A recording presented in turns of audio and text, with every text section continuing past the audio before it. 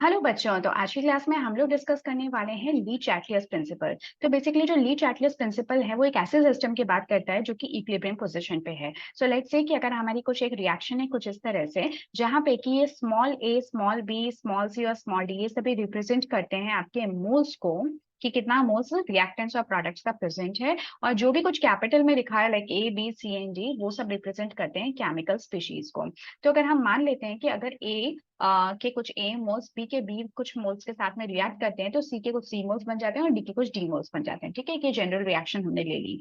So according to Le Chatelier's principle, कोई भी ऐसी रिएक्शन जो कि कहाँ पर है, इक्विलिब्रियम पे प्रेजेंट है, तो उस सिस्टम में अगर आप कोई भी चेंज करते हो तो सिस्टम चाहेगा कि वो वापस से उस रिएक्शन को इक्विलिब्रियम पर लेकर आ जाए, कुछ और उसके अंदर सर्टेन चेंजेस करके। ठीक है, तो एक बैलेंस बना रहना चाहिए। So you can just understand in this way कि अगर मान लीजिए कि आप किसी दिन खाना बहुत ज्यादा खा लेते हैं, तो उस दिन क्या सिस्टम ये चाहता है, मतलब आपका बॉडी का सिस्टम ये चाहता है कि अगर आपको हेल्दी बने रहना है, तो इसका मतलब ये है कि आप नेक्स्ट डे ज्यादा एक्सरसाइज करेंगे या उसी दिन शाम को आप ज्यादा एक्सरसाइज करेंगे, ताकि आपकी बॉडी जो है वो प्रॉपर एक डाइट के साथ में, एक प्रॉपर हेल्थ के साथ में आपको आगे लेके चल सके। ठीक है, तो यही कुछ टेंडेंसी हमारे सिस्टम की भी होती है। And this is what Le Chatelier's principle से, कि अगर कोई भी आप चेंज करते हो इस तरह से कि इक्विलिब्रियम डिस्टर्ब हो, तो इक्विलिब्रियम को वापस से अटेन करने के लिए सिस्टम खुद अपने अंदर कुछ ऐसे चेंज करेगा ताकि वापस से एक वो बैलेंस बना रहे। चाहे वो हम कॉन्सेंट्रेशन के टर्म्स में बात करें, टेम्परेचर के टर्म्स में, चाहे हम प्रेशर के टर्म्स में। तो तीन चीजों के बेसिस पे, प्रेशर, टेम्परेचर और कॉन्सेंट्रेशन के बेसिस पे ली चैटलियस प्रिंसिपल ने अपने कॉन्सेप्ट को समझाने की कोशिश की थी। ठीक है, तो ये हमारे पास में एक जनरल इक्वेशन है। अब हम मान लेते हैं कि अगर कॉन्सेंट्रेशन में कुछ भी चेंज आता है, सो लेट्स से कि अगर आप ए यानी कि अपने रिएक्टेंट की कॉन्सेंट्रेशन, चाहे ए की कॉन्सेंट्रेशन को आप बढ़ा दो, चाहे आप बी की कॉन्सेंट्रेशन को बढ़ा दो, तो हम क्या मान के चल रहे हैं कि रिएक्शन ऑलरेडी इक्विलिब्रियम पर है। अब आप डिस्टर्बेंस क्रिएट कर रहे हो by increasing the concentration of A and concentration of B. अब क्योंकि ए और बी की कॉन्सेंट्रेशन जो है वो बढ़ गई है, तो इससे तो इक्विलिब्रियम मेरा डिस्टर्ब हो गया, क्योंकि यहाँ पे एक बैलेंस बना रहना चाहिए। इक्विलिब्रियम पे क्या होता है, आपका जो रेट ऑफ फॉरवर्ड रिएक्शन है वो रेट ऑफ बैकवर्ड रिएक्शन के इक्वल होती है। इसका मतलब कि इक्विलिब्रियम पर कुछ मॉलिक्यूल्स ऐसे हैं रिएक्टेंट के जो कि प्रोडक्ट में कन्वर्ट होंगे, और कुछ हैं जो कि प्रोडक्ट से वापस से रिएक्टेंट पे कन्वर्ट हो जाएंगे।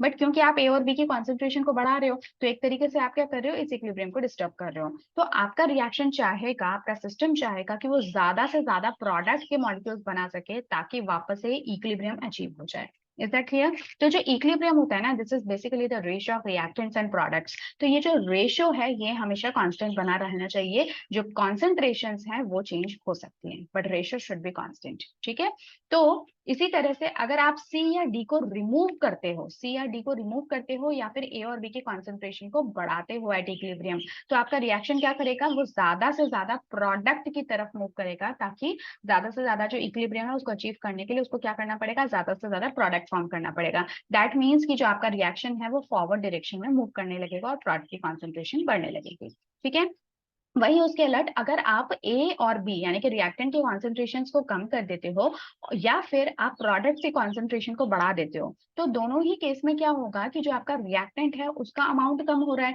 तो रिएक्शन आपका कहाँ जाने की कोशिश करेगा, बैकवर्ड डायरेक्शन में, ताकि ज्यादा से ज्यादा वो रिएक्टेंट्स को फॉर्म कर सके, और जो एक इक्विलिब्रियम था पहले रिएक्टेंट और प्रोडक्ट के बीच का, वो वापस से अचीव हो जाए।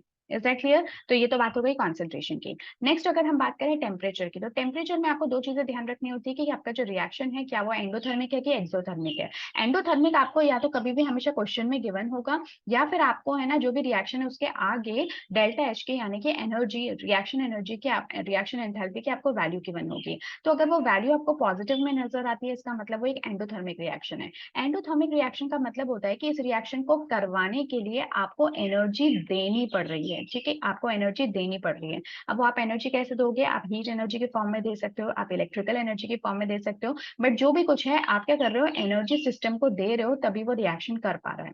ठीक है, तो अगर आपका सिस्टम कुछ इस तरह का है या रिएक्शन कुछ इस तरह की है जो कि एंडोथर्मिक नेचर की है, तो ऐसे में अगर आप टेम्परेचर को इंक्रीज करोगे तो ज्यादा से ज्यादा प्रोडक्ट फॉर्म होगा, यानी कि रिएक्शन आपके फॉरवर्ड डायरेक्शन में मूव करेगी। वहीं पर अगर आपका रिएक्शन कुछ इस तरह का है कि वो डेल्टा एच उसके लिए नेगेटिव है, या फिर वो एक एक्सोथर्मिक रिएक्शन है, यानी कि रिएक्शन होने पर एनर्जी सिस्टम से रिलीज होती है, मतलब जब जैसे जैसे प्रोडक्ट बन रहा है वैसे वैसे आपका सिस्टम गर्म होता जा रहा है, एनर्जी उसमें से रिलीज हो रही है रिएक्टेंट के रिएक्शंस करने से, तो इस तरह के रिएक्शन को हम एक्सोथर्मिक कहेंगे। तो ऐसे में आपको क्या करना होता है, आपको एनर्जी देना नहीं है, आपको एनर्जी सिस्टम से मिल रही है। ठीक है। सो एनर्जी जो है वो सिस्टम आपका प्रोड्यूस कर रहा है, मैं यहाँ पे ये लिख देती हूँ, प्रोड्यूस कर रहा है। ठीक है। तो ऐसे में क्या होता है कि अगर आप अप टेम्परेचर बढ़ाओगे ना, तो रिएक्शन आपका और उल्टा जाना स्टार्ट हो जाएगा, क्योंकि खुद सिस्टम की टेंडेंसी है एनर्जी बढ़ाने की। अब आप भी एनर्जी दे रहे हो तो सिस्टम की एनर्जी बहुत ज्यादा बढ़ चुकी है। तो ऐसे में जो आपका प्रोडक्ट है वो तो नहीं बनेगा, और उल्टा बदले रिएक्टेंट बनना स्टार्ट हो जाएगा, यानी कि रिएक्शन आपकी बैकवर्ड डायरेक्शन में मूव करने लगेगी। Is that clear? तो ये चीज आपको ध्यान रखनी है। अब प्रेशर की बात जो होती है ना, वो हम सिर्फ गैसियस रिएक्शंस के लिए करते हैं, क्योंकि आप सभी जानते हो कि सॉलिड्स और लिक्विड के केस में जो दे आर ऑलमोस्ट इनकम्प्रेसिबल। तो अगर आप कोई प्रेशर चेंज करते भी हो, कोई आप एक्सटर्नल प्रेशर लगाते भी हो, तो कोई इतना खास फर्क सॉलिड और लिक्विड के ऊपर नहीं पड़ता। लेकिन गैसियस रिएक्शंस में, जहाँ पे गैसियस पार्टिकल्स है, आप कुछ भी प्रेशर में चेंज करते हो एक्सटर्नली, ये एक्सटर्नल प्रेशर की बात होती है, राइट? तो एक्सटर्नल प्रेशर में आप कुछ भी चेंज करते हो तो रिएक्शन में एक मेजर चेंज आपको देखने को मिलता है। अब देखो यहाँ पे आप कैसे करोगे कि जो गैस के जो मोल्स है ना, उनको आप ध्यान में रखो। तो अगर पहले से ही रिएक्टेंट के मोल्स ज्यादा है प्रोडक्ट के मोल्स से, ठीक है, यानी कि जो स्मॉल ए बी है वो अगर ज्यादा है स्मॉल सी और डी से, तो ऐसे में क्या होगा कि अगर आप प्रेशर बढ़ाओगे, क्योंकि ऑलरेडी किसके मोल्स ज्यादा है, रिएक्टेंट के मोल्स ज्यादा है, अब आप प्रेशर बढ़ा रहे हो, तो प्रेशर बढ़ा रहे हो तो क्या होगा कि ज्यादा से ज्यादा उधर मॉलिक्यूल्स बनने लगेंगे जहां पे कि प्रेशर बढ़ सके। ये जो प्रेशर है ना, देखो ज्यादा मोल्स होने का मतलब होता है कि अभी फिलहाल जो है वो ज्यादा प्रेशर किसकी वजह से है, रिएक्टेंट्स की वजह से है, क्योंकि ये सभी पार्टिकल्स गैसियस पार्टिकल्स है, मैंने आपको ऑलरेडी बताया।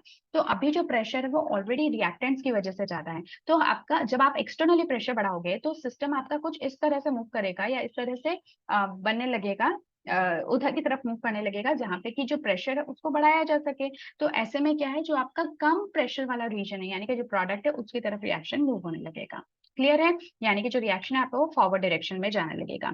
यहीं पे अगर मान लो आपका प्रोडक्ट का जो मोल्स है वो ज्यादा होते और रिएक्टेंट के मोल्स कम होते, तो अब जो प्रेशर है, ऑलरेडी जो इंटरनल प्रेशर है मॉलिक्यूल्स की वजह से, वो प्रोडक्ट्स का ज्यादा है। तो अगर आप ऐसे में प्रेशर को कम कर देते हो सिस्टम का, तो वो क्या करने लगेगा, वो ज्यादा से ज्यादा प्रोडक्ट को फॉर्म करने लगेगा, यानी कि ज्यादा से ज्यादा फॉरवर्ड डायरेक्शन में मूव होने लगेगा। आई होप आपको जो कॉन्सेप्ट है वो समझ में आ गया होगा अब तक। तीनों ही केस में आप एक ही तरह का कॉन्सेप्ट अप्लाई कर रहे हो, बस तीनों की कंडीशंस अलग अलग है, तो आपको सोचना अलग अलग तरीके से। वहीं पे अगर मान लो आपका जो नंबर ऑफ मोल्स है वो प्रोडक्ट के ज्यादा है और रिएक्टेंट के कम है, तो जो ज्यादा प्रेशर है वो किसकी वजह से हो रहा है, प्रोडक्ट मॉलिक्यूल्स की वजह से हो रहा है। अब अगर आप सिस्टम में प्रेशर को और बढ़ाते हो, ठीक है, तो रिएक्शन आपका उधर जाने की कोशिश करेगा जहां पर कि प्रेशर डिक्रीज हो रहा हो, यानी कि रिएक्टेंट की तरफ। तो रिएक्शन आपका मूव करने लगेगा बैकवर्ड डायरेक्शन में। बिल्कुल इसी तरह से अगर आपका रिएक्टेंट का प्रेशर ज्यादा है और प्रोडक्ट का प्रेशर कम है, बिकॉज नंबर ऑफ मोल्स कम है, तो ऐसे में अगर आप सिस्टम का प्रेशर कम कर देते हो बाय एनी मीन्स, या तो आप प्रेशर कम कर दो या आप वॉल्यूम बढ़ा दो, तो ऑटोमेटिकली प्रेशर कम हो जाएगा।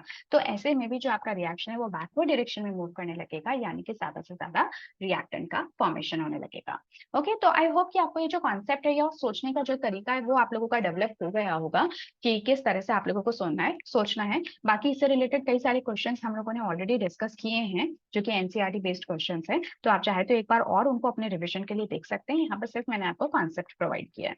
सो yes, this was all about the Le Chatelier's principle. Next class में मिलेंगे एक नए कॉन्सेप्ट या क्वेश्चन के साथ में। Till then take care and good bye.